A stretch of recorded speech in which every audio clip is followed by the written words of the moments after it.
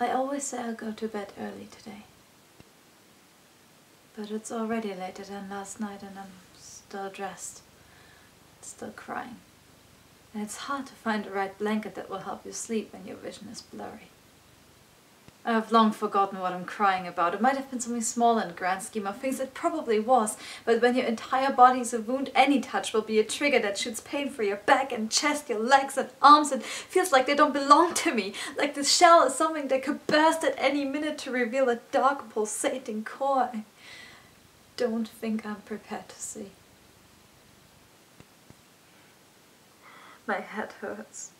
Air flows through me like a burden. Breathing should be an easy task, but it's not when your heart is so heavy that it weighs the rest of your body down. Out of the corner of my consciousness I can hear myself laughing, which makes as little sense as the tears, but I laugh a lot.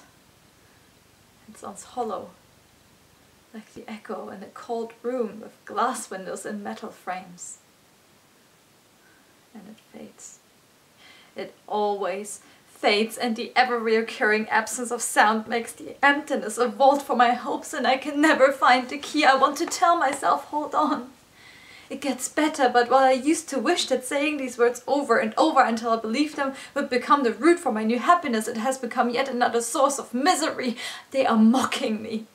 They escape before I can understand them, and what they leave behind is a footnote I forgot to read. It never has. Each time the words roll from my lips, they leave an acid taste, and before I can spit it out, the poison has trickled from my tongue into my throat. It's spreading from my lungs and down my ribcage. Soon it will reach my bloodstream. Once more, sadness has become such an integral part of me that sometimes I'm scared for it to leave, because I don't know who I am without it.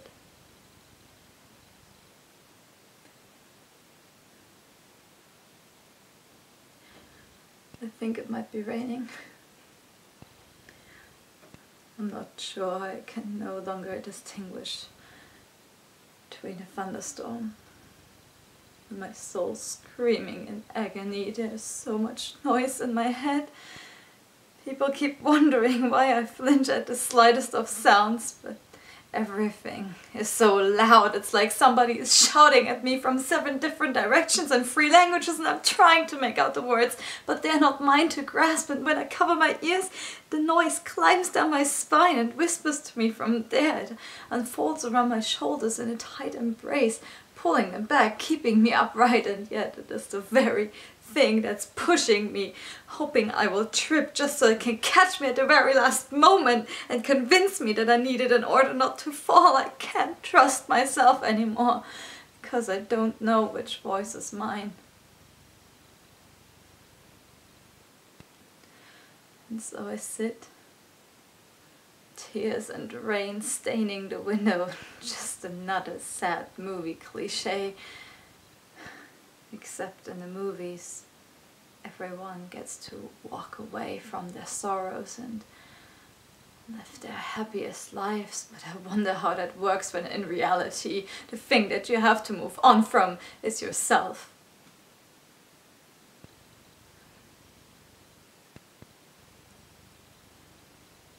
And I never found that blanket.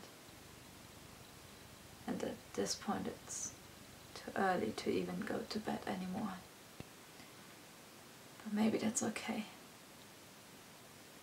Because it means I've made it through another night and I can go on about my day, and if people ask if something's wrong, I'll tell them I'm just tired.